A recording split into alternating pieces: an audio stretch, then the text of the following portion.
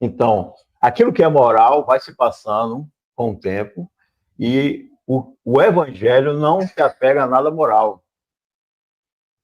Há lugares em que condenou-se uma coisa em uma igreja que, com o passar das décadas, aquilo passou a ser normal, praticado e tal.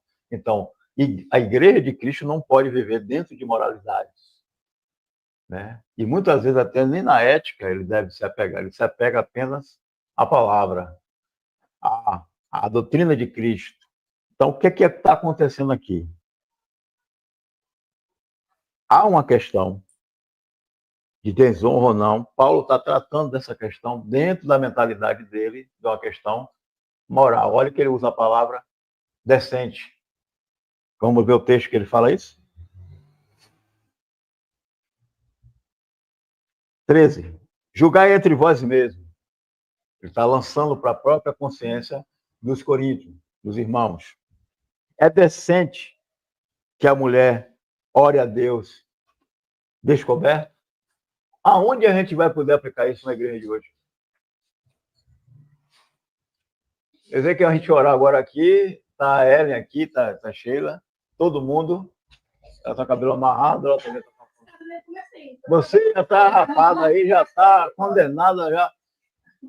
Na mentalidade de Paulo, dentro de um contexto moral,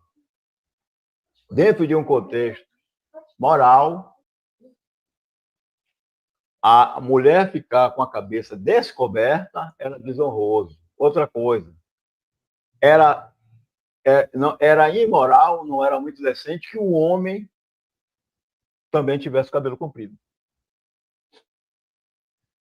Né? Quem tem o homem que tem o cabelão comprido, era desonroso dentro de uma sociedade. Naquela época, nós estamos falando de 2000 anos atrás. E o cerne do que eu estou falando está aqui no final dessa passagem, não do capítulo. Mas se alguém quer ser contencioso, nós não temos tal costume. Nem as igrejas de Deus. Nós não temos essa prática. Então, a mente de Paulo estava atrasada? Não. A mente de Paulo não estava dilatada o suficiente para entender que isso não tinha sentido? Não, não é isso. É que ele estava vivendo de uma sociedade em que as coisas tinham uma moralidade, tinha uma coisa que tem decência, e naquela época, naquele momento, a mulher que tivesse o cabelo de uma forma, sem o véu e tal, ele está trazendo o costume. Ou seja, nós não podemos nos pegar esse texto e criar uma doutrina. Já pensou se a igreja fosse olhar isso aqui agora? Tem uma igreja que é a única, que se usa até hoje, que não se pode orar sem a cabeça coberta pelo um lenço, pelo um véu.